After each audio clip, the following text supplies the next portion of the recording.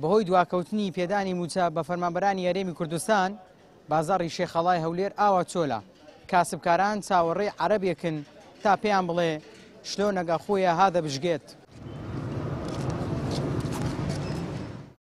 دواکەوتنی موچە کاریگەری ڕاستەوخۆی لەسەر ناسەقامگیری بازار و داهاتی تاک دروست کردووە.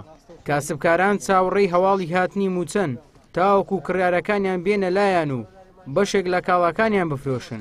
لە ساڵی 1999 ئەم لە بازاڕیەوە خراپم نەدیتێ. بازار چۆلە بەعام چۆلە سەیریکەن بە خۆتان تەسوێریکەن تەماشاکەنێ ئەو خەرکە بێزەوقە ئەو خەرکە ماندیە مشتری زۆر کەمە.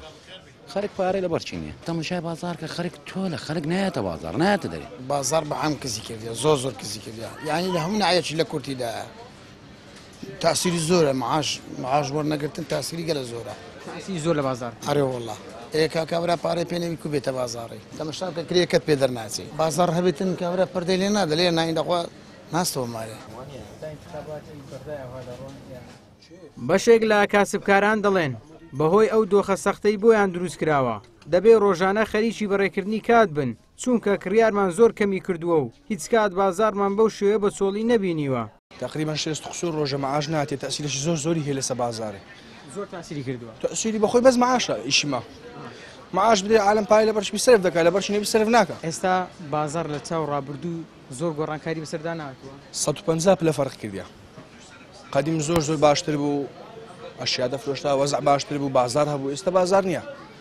بخۆ بڕۆیەکە یەگە دەربچێگەنە خەرکەگە ئیشی کابراەک ئەشیای ماگەر مەطعەمە شتەشێ بێ پارچەک شتەشی نەقز بی بێ بکڕی لە زیادەتی ناکری حەزی لەو تاخ مەنزەری بێ بکڕی لە زیادەتی ناکری ئللا گەیەکەی هەبووم بیشی و معاشی نەبی ئەوها پێشترهای دەکرێت عالم ناوماری دەگۆڕی داهشتی زوین دەکڕیشتی نوێی دەکری ئێستا هاانە ئەتای خۆی کون نەبی ئەتا ئایبەچی نەبی بەهاوەتا دەستکاری خۆی ناکە دەرێ پارێ لێ بۆی دەم دەچی بە تەماتۆ پەتاتۆ و گۆشتەکەت دە ڕۆژانی خۆی پێبڕێ دەکات ئەگەر قەردی کردبی کاورە ناتانی بێ ئەلێکان تاخ مەنزەرەی بە ئەشیایکی بە قۆریەکی زوان بە ناتانی.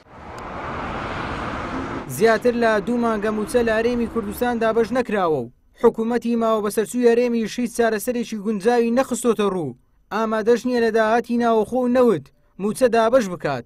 ئەمە ژیانی هاوڵاتیان و فەرمانبەران و کاسبکارانی قورس کردووە و بەشێک لە هاوڵاتیان پێیان وایە دەسەڵاتدارانی هەرێم دەیانەوێ خەڵک برسی بێت.